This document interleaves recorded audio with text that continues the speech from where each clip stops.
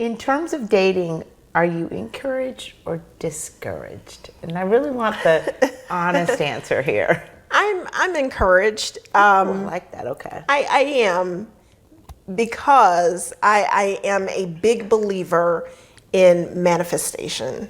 I am. Me too. Anything that you want in life, it's just a matter of going after it. And I know I sound so hypocritical. You know what I'm thinking in my head, but it's okay. We all have things that we say that sometimes are a little incongruent, but it's okay. I know I sound so hypocritical. However, I have patience on my side, because if I've gone this long without having found the one, I am sure, within the however many years left that I have, that I think it's quite a number of years. Even my cameraman's laughing and shaking his head. It's like, okay. It's like you sound like you got one foot in the grave. Oh, well, I've always had this idea that, I would marry young and I would have, like this 50, 70-year marriage, and, that would be my legacy. Well, that's no longer the case. Like, I don't know that I would be married for 70 years. But what about a 20-year relationship? Yeah, that's a legacy too. Yeah, that is a legacy too. That is a legacy too. So, I'm hopeful, and I see that shadowy figure, even though I don't know what he may look like right now. But I do think that it will happen eventually. I think so too. Yeah. I think so too. If we didn't have water, we'd toast. We don't want to toast. Toasting the water's bad luck. So what is non-negotiable in a relationship? Non-negotiable in a relationship is disrespect and abuse. That is intolerable. I think just about anything else can be worked through if the other person is willing to work through it. Right. But where the conversation stops would be, disrespect and abuse. That makes sense. I agree with that one completely. And so you were talking about how, you're a manifester. I know how successful your business is, so I know that she is a successful manifester. And so he said, I can't see him yet, but I know he's out there. So let me ask you, what do you think of interracial dating? I think it's everything. Love is love. Okay. I mean, I don't know what else to say. Love is love, and wherever you find that respect, that acceptance, that unconditional love, then you should accept that person for who they are and not what they look like. No, I agree. Yeah.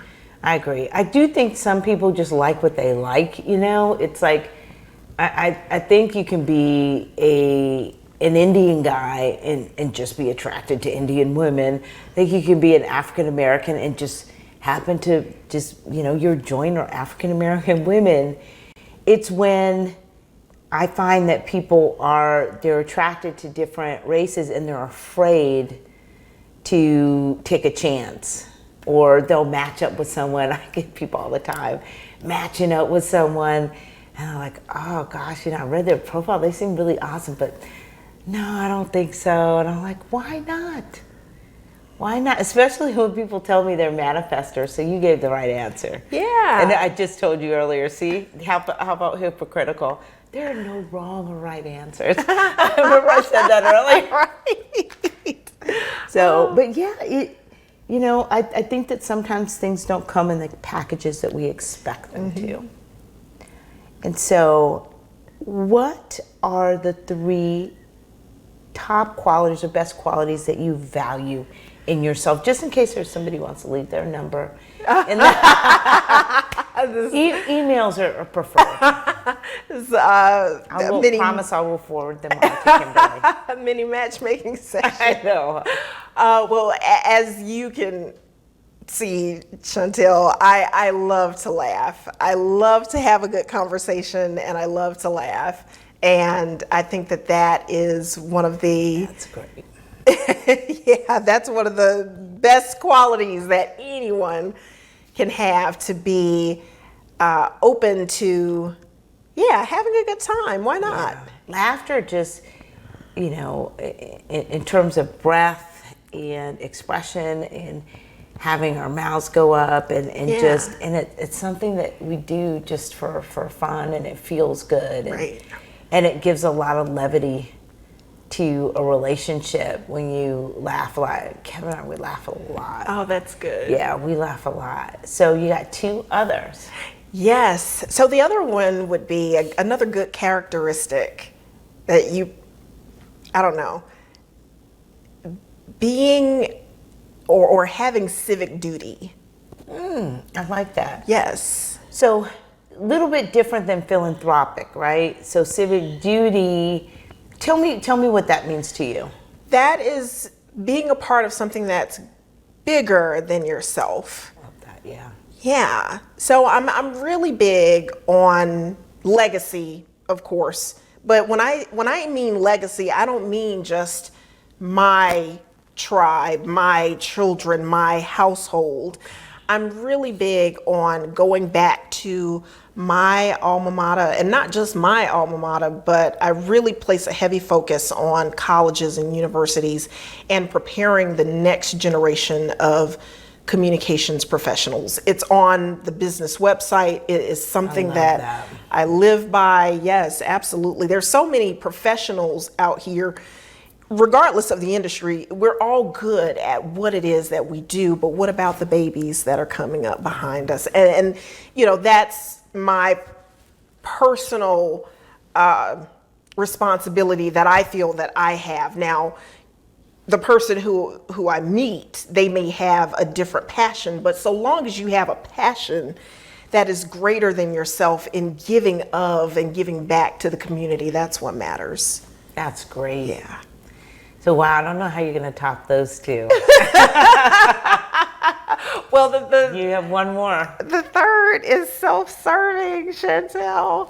It's Your business? No, it's not. It's not business. It's I don't know. I don't know if it's a quality or if it's, I don't know. But you've got to be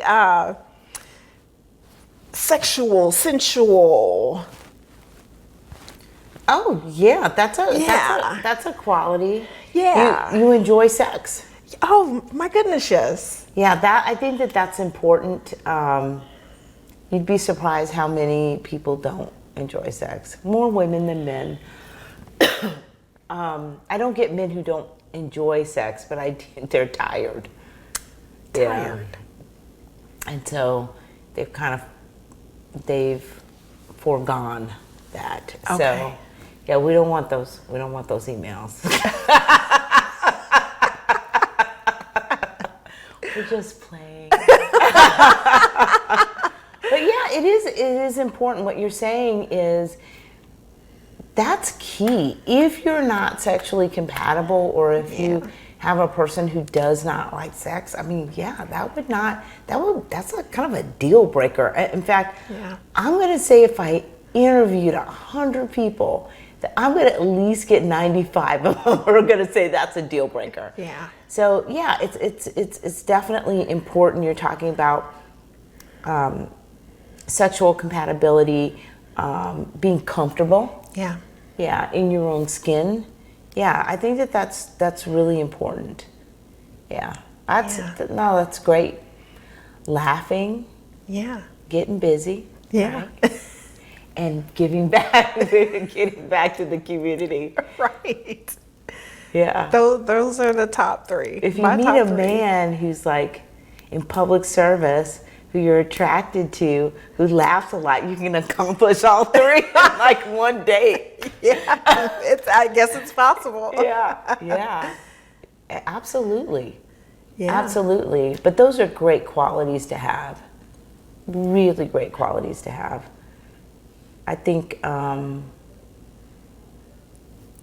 being able to laugh, but then having the seriousness of knowing how important it is to give back to others, the generosity, the selflessness, hey, I'm not just about a hand up, but I'm about somebody who wants to leave something better than when I found it is really, really important. But also that we are these animals who are sensual and sexual, and we enjoy it. And because of that, that's important too. Yeah. So no, all of it's good. I love that. So what is your biggest turnoff? Oh my goodness, I am such a nerd. I don't know if that's a good or bad word, but my biggest turnoff is someone who litters, believe it or not. Really? Oh God, if you litter, oh my goodness. That would be I think for most people, like somebody who just tossed something on the ground, I would have a real issue with that too. Wow, that's like goes on my list of littering.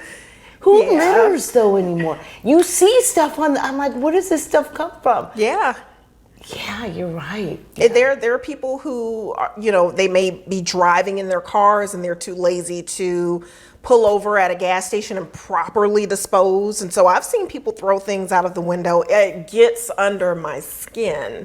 So littering would be the biggest turnoff. If I go out on a date with someone and I see them toss something out of the window or fail to, I know it sounds so crazy, but it would be like date over. I actually think a lot of people, I mean, if this were live, I would imagine people would be saying, yes, we would,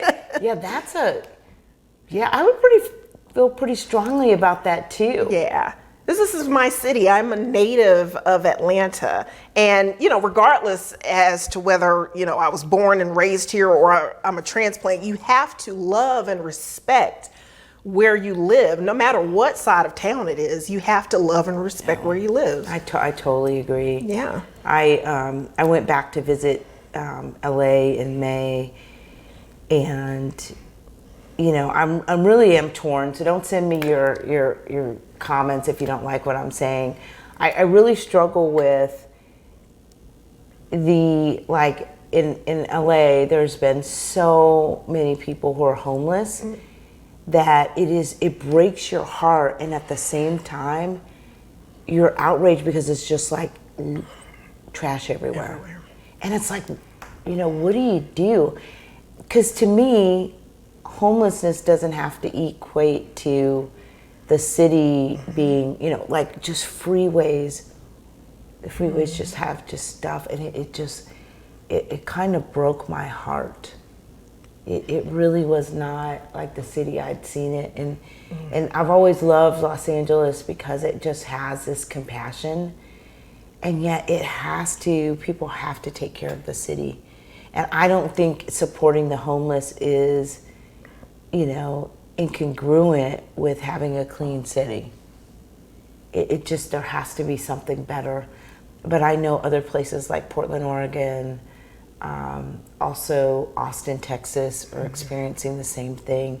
And I think that what's hard is, as a person who really believes in supporting people who have been displaced and so forth, it's like I really wrestled with that. I don't have any answers, you guys. I honestly don't. But man, litter is like, it truly, I got tears in my eyes. I was just like, oh my gosh. Yeah. And it starts with a singular individual. I know exactly what you mean when you see, because I've been to other cities where I see, litter and things not being the way that you want for it to be, even some spots here.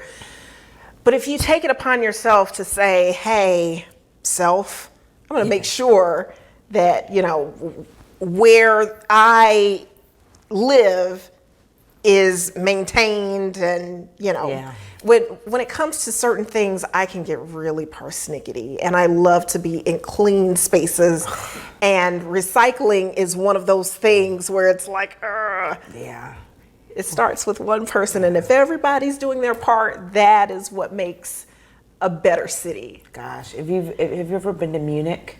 No, I haven't. Munich is one of the most beautiful cities I've ever been to.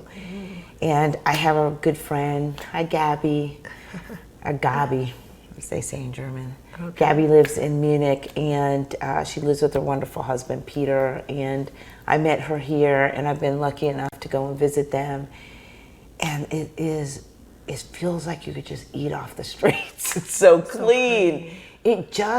And it feels like there's like pride there, but they have all the services for people who, you know, may have lost a job or who can't afford. So the city doesn't get torn up. I will say that Munich is a very wealthy city. I think in general Bavaria is pretty wealthy, but especially Munich. But it's just beautiful. And I think for the most part, Atlanta looks pretty damn good. I think it looks pretty beautiful in terms of Keisha. Shout out to Keisha. It looks great. I think it looks amazing. She's done a great job, especially during, you know, racial injustice, social unrest, and as well as the pandemic, that the city still looks pretty good. I mean, I know that we've seen more people who have been displaced, but it looks pretty great. Let me ask you, I know we've really digressed. We've got into social issues, you guys. So I don't know if you want to cut that out or not. My cameraman's probably going to cut it out.